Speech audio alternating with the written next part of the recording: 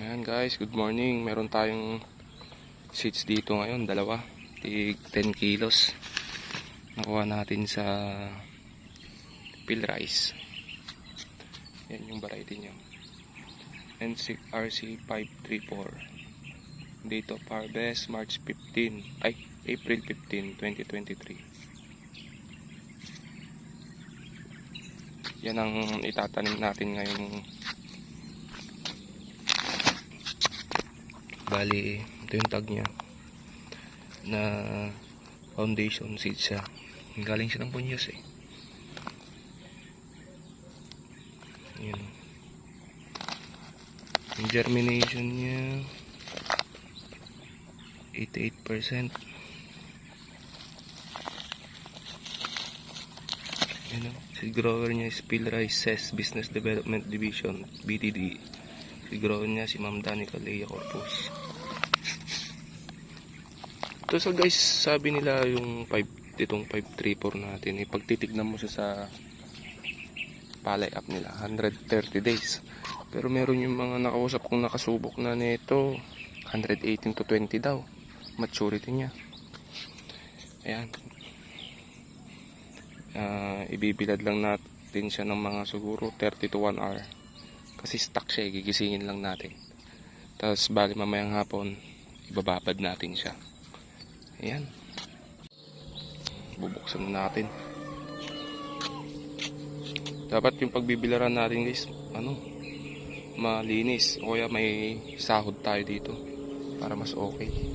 Kaya sako. Pero siguro sako na lang. Lagyan natin muna.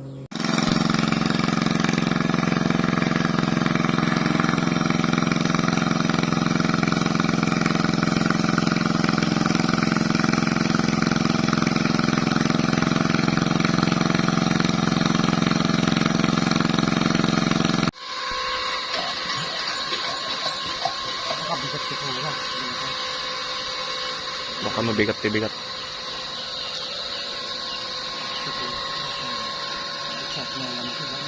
Makatula, gayan na. Na.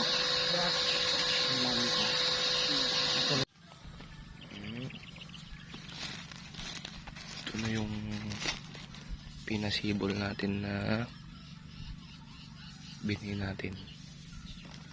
Foundation na 534 guys. Sabog natin ngayon dyan.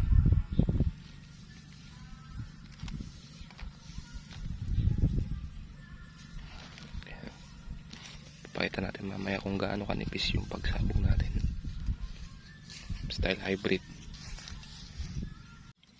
Yan guys, ganyan lang kanipis dapat yung natin, broadcast natin. Lakas kasi ng ulan kagabi dito. Medyo umibabaw na naman yung mga shops. Yan. Isang dakot sa bawat 2 square meter. Yan. Ganyan lang kanipis. Kaya itong 20 kilos na foundation natin, dapat may lagay natin sa pang 400 square meter na hindi bababa. Napunlaan. Yan. Tapusin lang natin.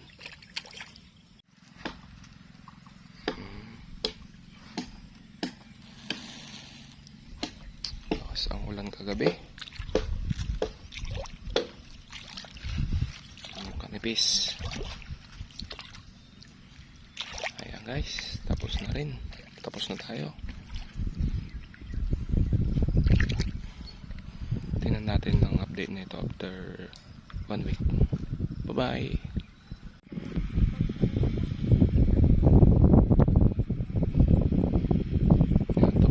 Natin guys, mapapansin nyo naman dito kung gaano yan kanibis. 20 kilos lang yan. Hindi bababa sa 400 square meter yung pinagsabugan namin. Pitong pito na seed bed, mga 40 by 2. Yan.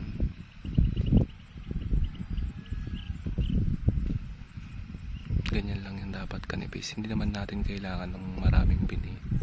Pagkakasyahin natin yan sa 1 hektarya. Ayan guys.